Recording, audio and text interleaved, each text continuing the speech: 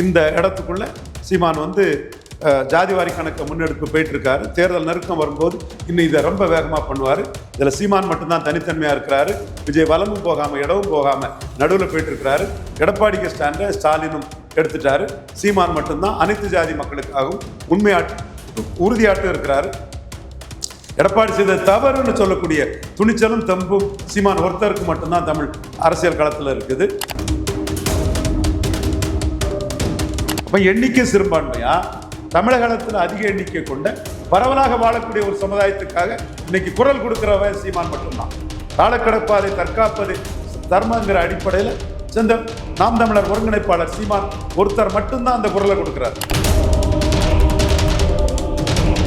So ஜாதிவாரி கணக்கெடுப்பில் எல்லாரும் ஒன்றுதான்னு ஒரு முடிவுக்கு வந்துடுவாங்க. இல்லை, சீமான் மட்டும்தான் அதில் துணிச்சலாக இருக்கிறாரு, உண்மையிலேயான சமநீதிக்காக இருக்கிறாரு. நானும் அதில் மிக துணிவாட்டி என் கருத்தை எடப்பாடி கொடுக்கும் போதே நான் எதிர்த்தேன். இதை தான் மக்கள் புரியணும். இதைத்தான் நான் ஜான் ஆரோக்கியசாமி, விஜய் இவங்களோட அந்த டகால்ட்டியையும் எக்ஸ்போஸ் பண்ணி ஸ்டாலினையும் எடப்பாடியை எதிர்த்து துணிச்சலாக நிற்கிறது சீமான் தாங்கிறத நான் மக்கள் மத்தியில் கொண்டு போயிட்டு இருக்கேன். ஸோ இது வந்து எடப்பாடி 2021 முன்ன செய்த தவறு 26 அவருக்கு எதிராக பெரிய ஒரு பாதகத்தை ஏற்படுத்தக்கூடிய அளவுக்கு இன்னைக்கு வந்து நிற்குது. இதற்கு எடப்பாடி பதில் சொல்லி தான் ஆகணும். சீமான் இதை வந்து எடப்பாடியும் ஸ்டாலினும் மேட்ச் ஃபிக்ஸ் பண்ணிக்கிட்டு ஒருத்தருக்கு ஒருத்தர் ஒத்த கருத்தாட்ட திராவிடம்னு அப்படி சமாளிச்சுட்டு போயிடலாங்கிற சூழ்நிலையில் சீமான் இதில் வந்து தெளிவாக ஒட்டுமொத்த மக்களுக்காக நிற்கிறார். ஸோ சீமானை பொறுத்த அளவில்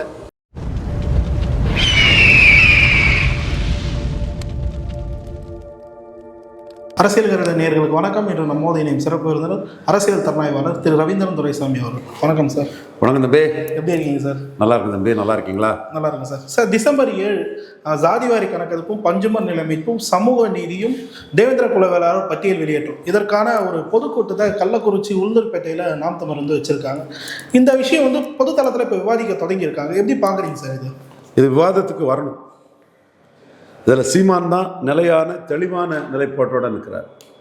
கொள்கை உறுதி சீமான்ட்ட தான் இருக்குது.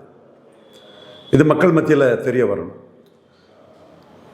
தமிழக முதல்வர் மு.க. ஸ்டாலின், எதிர்க்கட்சி தலைவர் எடப்பாடி ஐயா பழனிசாமி, புதிதாக கட்சி தொடங்கியுள்ள லெட்டர்பேட் கட்சியாகவே மக்களவையிலும் போட்டியிடாத, விக்கிரவாண்டி ஈரோடு கிழக்கிலும் லெட்டர்பேட் கட்சியாகவே போட்டியிடாத வேடிக்கை பார்த்து கொண்டு சட்டமன்றத்தில் ஒரு கூட்டணி அமைத்து போட்டியிடப் போவதாக அறிவித்திருக்கும் ஐயா ஜோசப் விஜய், இந்த 3 ஐயாக்கள் நிலைப்பாடு வேற, சகோதரர் செந்தமிழன் சீமானின் நிலைப்பாடு வேறங்கிறது இந்த எல்லா இஷ்யூலையுமே நீங்கள் பார்த்தா தெளிவாக தெரியும். முதல்ல ஜாதிவாரி கணக்கெடுப்பு. எல்லாரும் பொதுவாக சொல்லலாம், ஜாதிவாரி கணக்கெடுப்பு நடத்தி இது பண்ணு அது பண்ணுன்னு சொல்லலாம். சீமான் ஜாதிவாரி கணக்கெடுப்பு நடத்தாம எடப்பாடி செய்தது தவறுங்கிறாரு.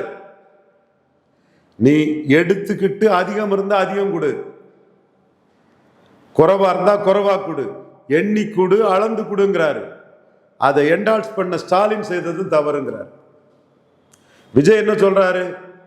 இந்த இதுல சொல்லிட்டா வன்னியரை பயக்க நேரிடுமோங்கிற அந்த முதுகெலும் பெற்ற தன்மையாலும் அந்த கோழைத்தனத்தாலும் கூட இருக்கக்கூடிய ஆதவ அர்ஜுனா அன்று ரெட்டி அன்று நாயுடு போன்றவர்கள் கோழைத்தனத்தாலும் எடுக்காம கொடுத்தது தவறுன்னு சொல்றதுக்கு விஜய்க்கு துப்பு இல்லை, தெம்பு இல்லை, திராணி இல்லை, வக்கு இல்லை, வகை இல்லை.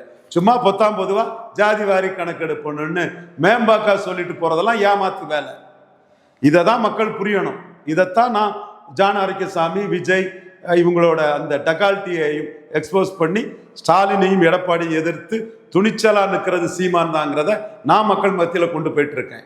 வெளியே எல்லாரும் டீப்பா பார்க்காதவங்க சீமான் ஜாதிவாரி கணக்கெடுப்பு சொல்றாரு, ஸ்டாலின் ஜாதிவாரி கணக்கெடுப்பு மத்திய அரசு எடுக்கணும்னு சொல்றாரு, ராமதாஸ் மாநில அரசு எடுக்கணும்னு சொல்றாரு,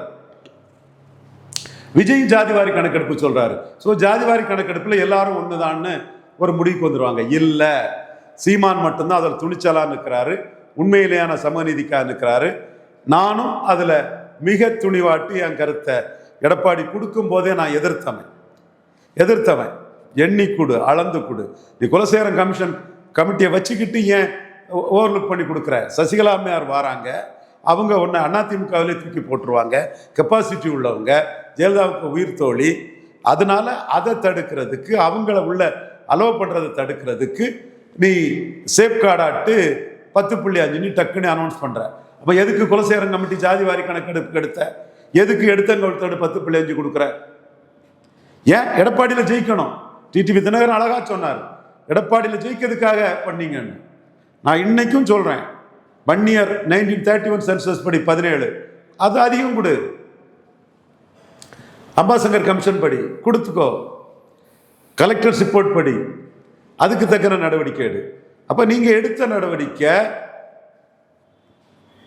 எடப்பாடியில் ஜெயிக்கிறதுக்காக எடுத்த நடவடிக்கை. தனிப்பட்ட சுயலாபம் 8000 ஓட்டு கீழே கிடந்த இடத்துல 93,000 ஓட்டு மேலே வந்தீங்க. அப்போ மற்ற ஜாதிகள் இதில் விழிக்கணும். இப்போ ஸ்டாலின் என்ன பண்ணுறாரு? அவர் வன்னியரை பயக்க முடியாது, ஸோ அவர் அந்த அரசியலை பண்ணுறாரு. சீமான் என்ன பண்ணுறாரு?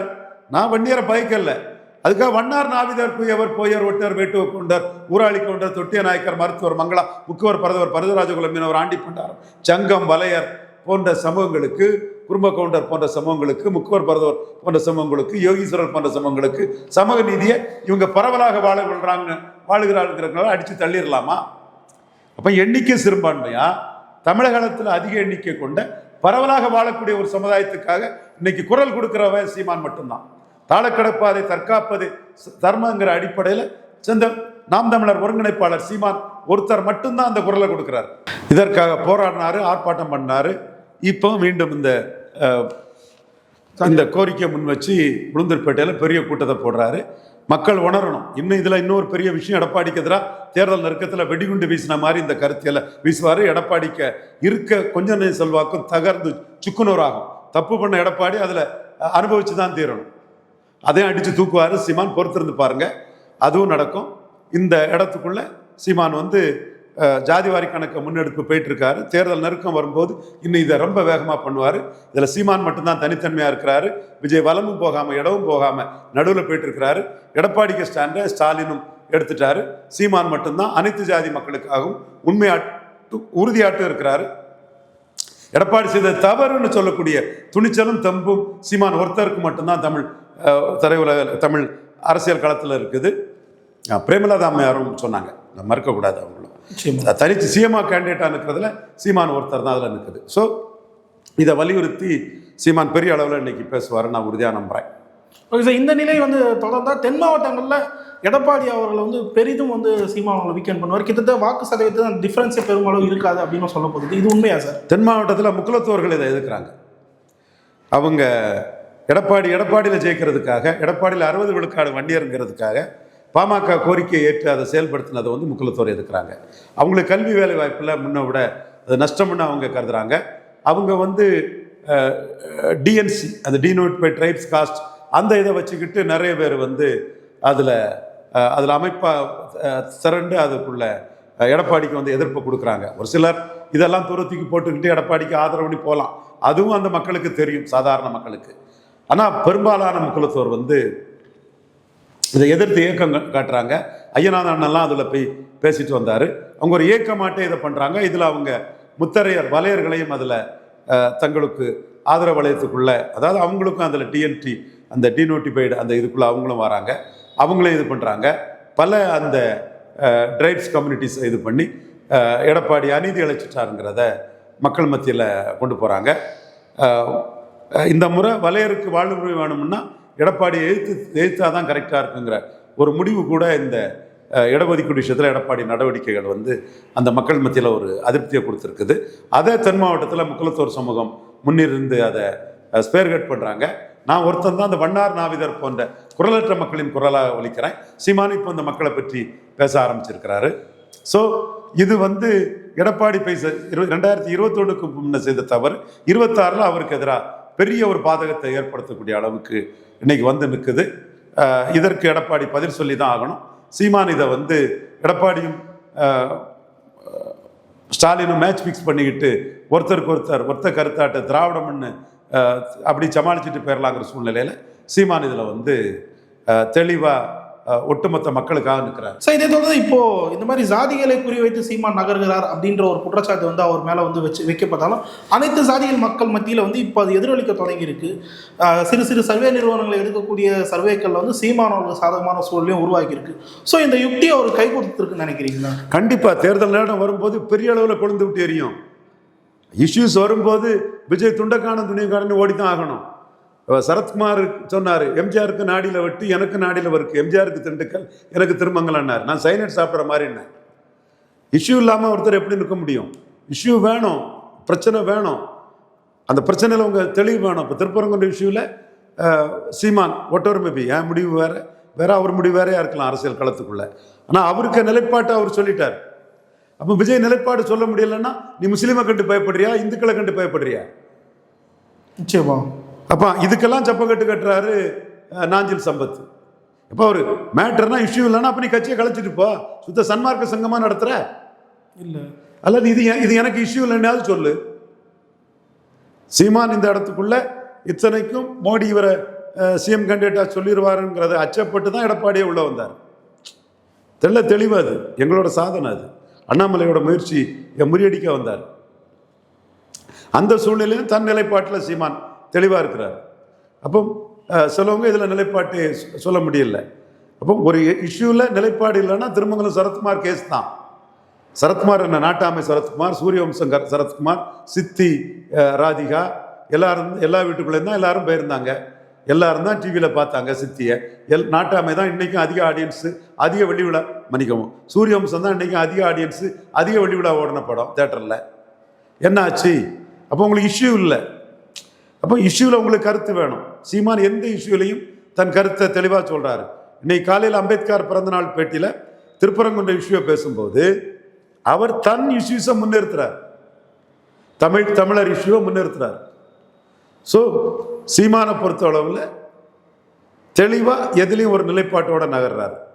அந்த வகையில் ஜாதிவாரி கணக்கெடுப்பை பற்றி சீமானுக்கு நிலைப்பாடு தெளிவானது, உறுதியானது. அடுத்து பட்டியல் வெளியேற்றத்திலும் சீமான் உறுதியாக இருக்கிறார். பட்டியல் வெளியேற்றம் தேவேந்திர குல வேளாளர் சமூக மக்களின் கோரிக்கை. தேவேந்திர குல வேளாளர் பெயர் மாற்றம், இந்த பெயர் மாற்றத்தை சீமான் ஆதரித்ததே பிள்ளை வேளாளர்கள் மத்தியில் சீமானுக்கு எதிர்ப்பு இருக்கு. மேலே இப்போ அந்த பிள்ளை வேளாளர்கள் வந்து சீமானுக்கு மேலே கொலவரியில் இருக்கிறாங்க.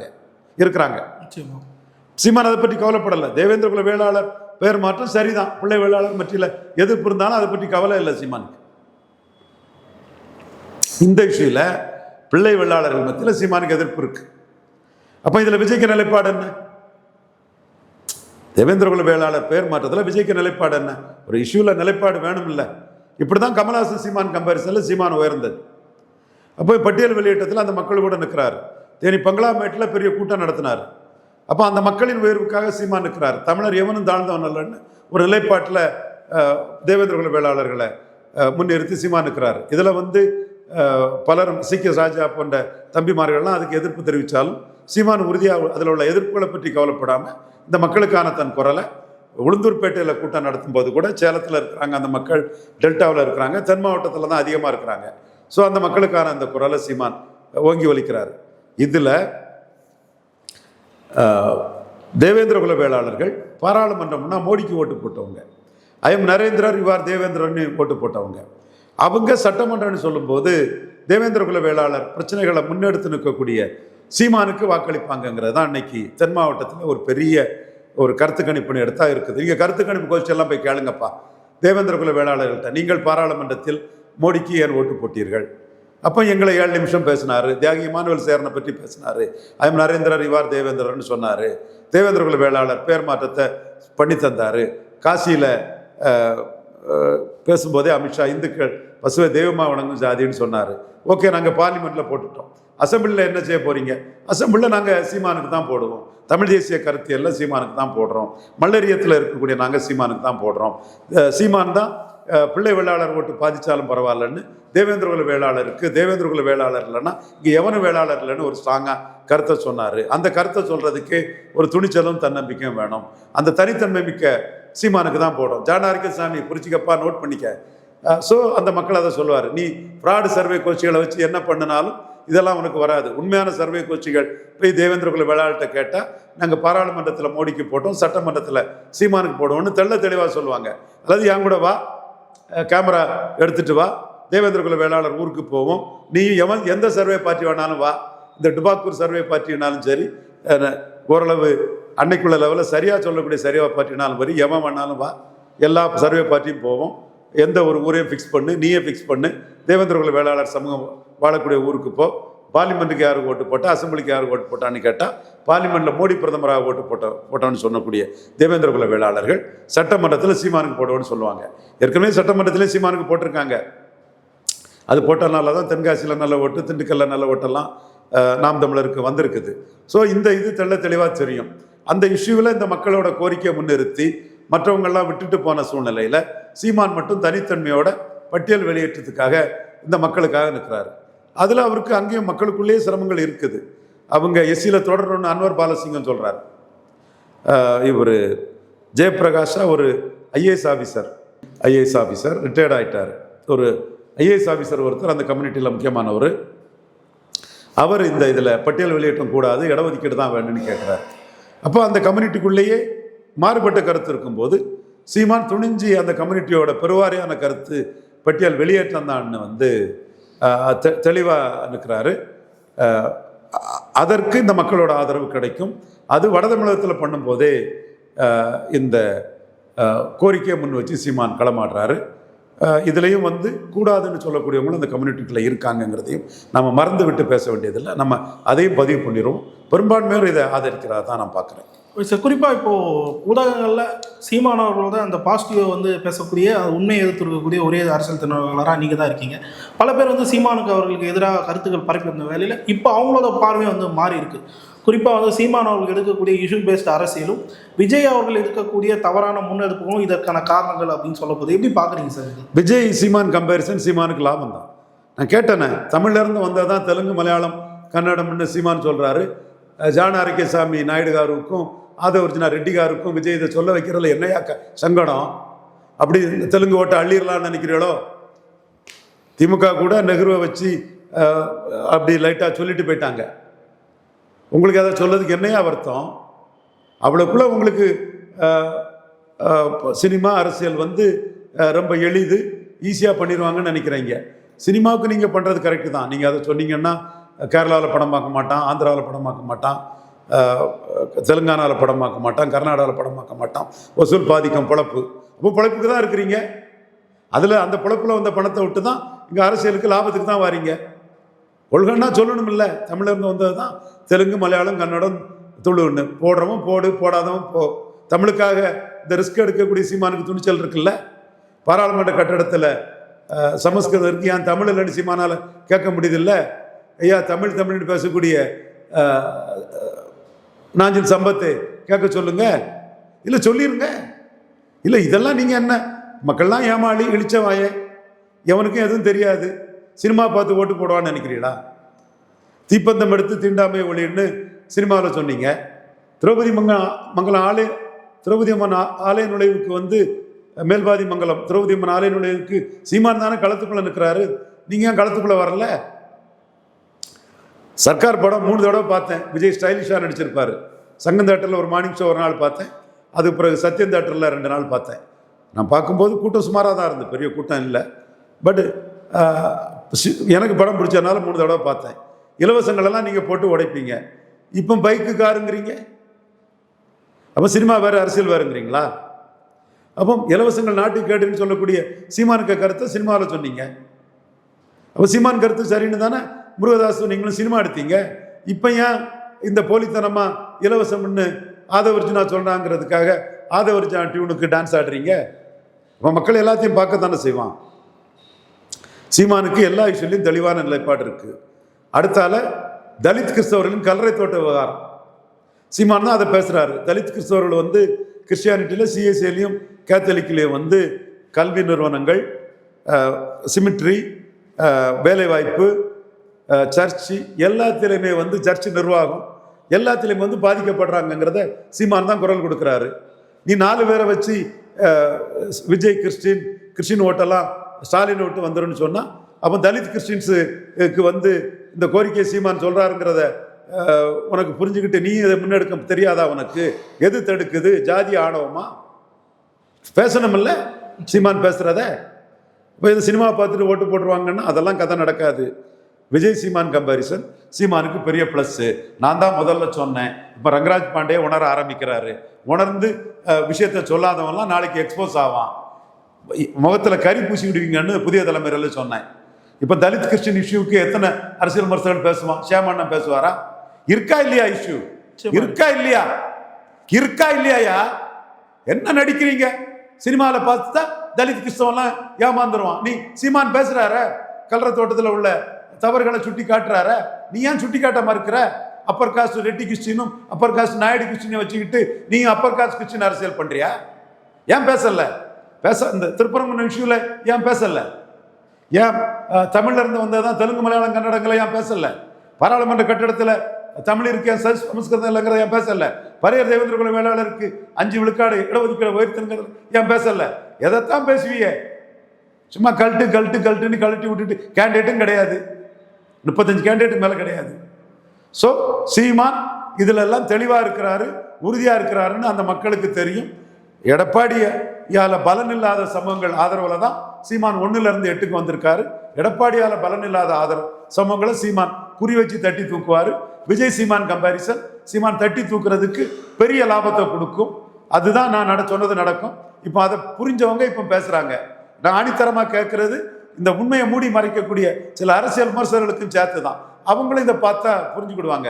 சுந்தரராமன் போன்ற சகோதரர்கள், திரிசக்தி சுந்தரராமன் இது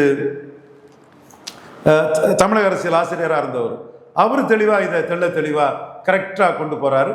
அவருக்கும் ஒரு வேல்யூ, நல்ல வேல்யூ இருக்குது. மக்களும் அவரோட கருத்து நியாயமானது சரின்னு பார்க்குறாங்க.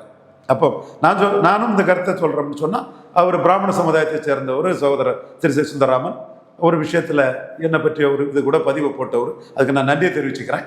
அவருக்கு கருத்தும் தெளிவாக போய் சேருது. அப்போ திரிசக்தி சுந்தரராமன் சொல்கிறாருன்னா, நம்ம இதை சொல்லலைன்னா நம்ம மூடி மறைக்கிறோம், நம்ம நம்பகத்தன்மையற்றவங்க, நம்ம நேர்மையற்றவங்கன்னு மற்ற அரசியல் விமர்சகர்களுக்கு ஒரு குற்ற உணர்வு வரும். அந்த குற்ற உணர்வுலேருந்து தப்பிக்க நினைக்கவங்க சீமான் தான் விஜய் எடுக்காத இஷ்யூ எடுத்து பேசுகிறாரு.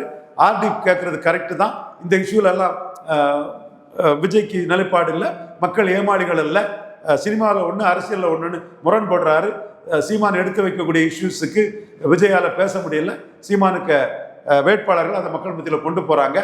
குறிப்பாக சர்ச்சில் இருக்கக்கூடிய தலித் கிறிஸ்தவர்கள் இஷ்யூவை சீமான் தான் ஹைலைட் பண்ணுறாரு. விஜய் பேசவே மறுக்கிறார். இதெல்லாம் மக்கள் மத்தியில் கொண்டு போய் சேருது.